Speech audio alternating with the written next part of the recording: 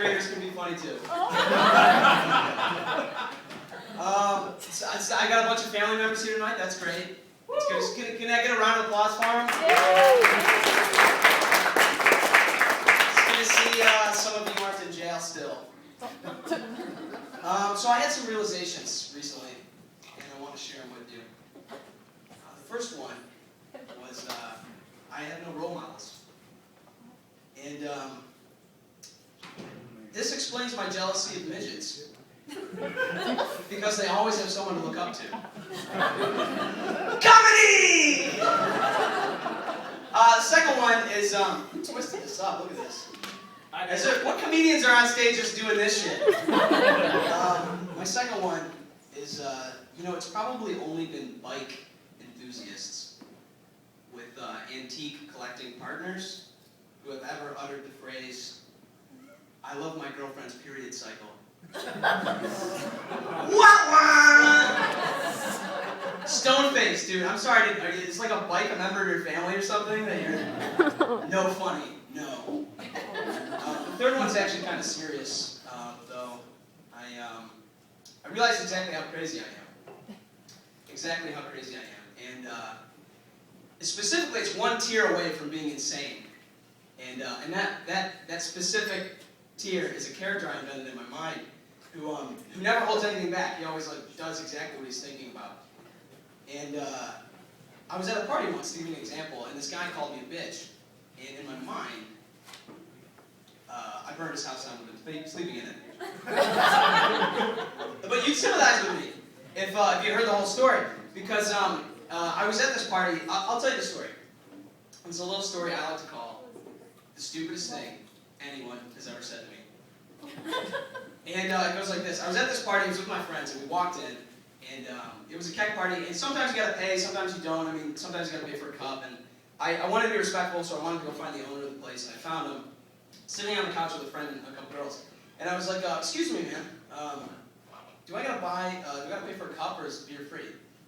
This guy looks at me and he goes, "Quit being a bitch!" Wow. Quit being a bitch? Quit being a bitch! Was I wearing my women's underwear on the outside? Was I did I have my pantyhose on? Quit being a bitch. And this guy high-fives his friend. Like it's cool. And this and these girls just gonna start laughing. Like it's cool. And this really bothered me because I'm like anybody else. I want to be cool at parties. So, why is that funny? Alright. So, I came up with a list of what being a bitch versus not being a bitch looks like. So, if you ever find yourself in this situation, you can use this list to help judge your actions accordingly. So, obviously, being a bitch, asking if you need to pay for a cup at a party. Not being a bitch. Feeding your best friend's fiancé 4 shots of tequila rose and 4 cans of Four Loko, and giving her a facial in her father's abandoned utility shed. Boom! Take that, bitch! I ain't nobody's bitch! That's not being a bitch. Being a bitch. Waiting patiently in line at your local ATM. Not being a bitch. Face planting your neighbor's 8-year-old through their saltwater jellyfish tank. Oh. Bam! Take that, Billy! Play football in my yard one more time. Not being a bitch. Being a bitch. Respectfully removing your shoes into the acquaintance's house the first time you enter. Not being a bitch. Drinking 3 bottles of Dom Perignon at your boss's annual Christmas party and taking a piss all over that motherfucker's sweater drawer! Make me work overtime, Mr. Lawson! Look at that, it was like a fire hose penis. I don't think I've ever taken a piss like that in my life. And if you're sitting there and you're finding yourself wondering, I don't think those things are related to one another. Quit being a bitch! Because not being a bitch has nothing to do with being a bitch! This one dude, who's over there? It's just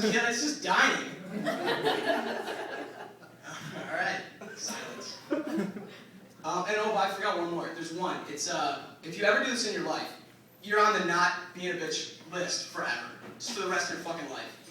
And that's appearing in any reality TV show with Jersey or Shore in the title. By round of applause, who watches that show here? Round of applause. You people should feel terrible about yourselves! I watch that show and I feel awful. I feel fucking awful. And you know why? It's because every time you watch that show, every time you tune in, every time you tune into that show, someone with a doctoral degree dies. That's how fucking bad that show is. The universe hates that show and just kills doctoral degrees. And I've been responsible for killing entire university faculty. That's how much I watch that show. Just, oh look, Sammy and Ron are fighting. Dead. Nobody's teaching physics this semester. Oh my God. For those of you who haven't seen the show, it's like a Guido's disco crack wet dream. Like, it's just fucking clubs and parties and loud music, and it's producers of the show. They took 8 of the most roid-raged, tan, melanoma, fucking Italian alcoholics, and just shoved them in this tiny house in the Jersey Shore, where all they do is fucking fight. That's all they do. That's all they fight. It's like watching UFC and porn at the same time. At the same fucking time! It's amazing. It's amazing. And, but there's one thing that really drags me down from that show, and that's, Snooki. You guys know who this chick is? She just wrote a fucking book. I didn't know she could read. Until recently, I didn't know she was human. I thought she was some kind of, like, hobbit. Some kind of, you know what I'm talking about? The leather-faced fucking cancer hobbit that, like, wanders around with these people? Oh my God. She looks like if a 6'4" Italian model got, like, an elevator accident. And like made out with a fucking lawnmower at like the same time. Just like no face. Oh man. But you know, I really don't want to tell any Snooki jokes that have already been done. So here are a few that have never been done. Snooki looks like a beat up Mexican Volkswagen. Okay? That was turned into a person and forced to wear clothes by a Cuban transvestite. That's what she looks like. And that joke is really offensive to Cuban transvestites. And if anybody is here who's a Cuban transvestite, I apologize. She looks like a cross between David Bowie and cancer. Oh. I'm sorry for all of you who had cancer who are in the room. That's what she fucking looks like. If she's the abomination. She's the opposite of everything that is lovely and adorable in the world. If we had like a spectrum, like puppies and kittens are over here, and just all these like hearts and happy things are on this side, the spectrum would end here, and then Snooki would be over here as outlier, like on the outside of that shit, like in math class. You remember that stuff? I don't know if you did because I watched Jersey Shore last night and the teacher died. She looks like what someone with a fucking awful club hangover sounds like the next morning. Like every time she comes on screen, she's like, "Party's here!" All I hear.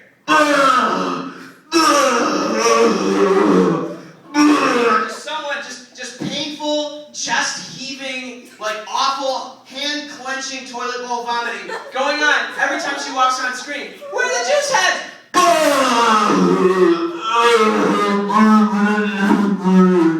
Awful. And if you find that joke disgusting, then quit being a bitch. I'm Brendon Lemon.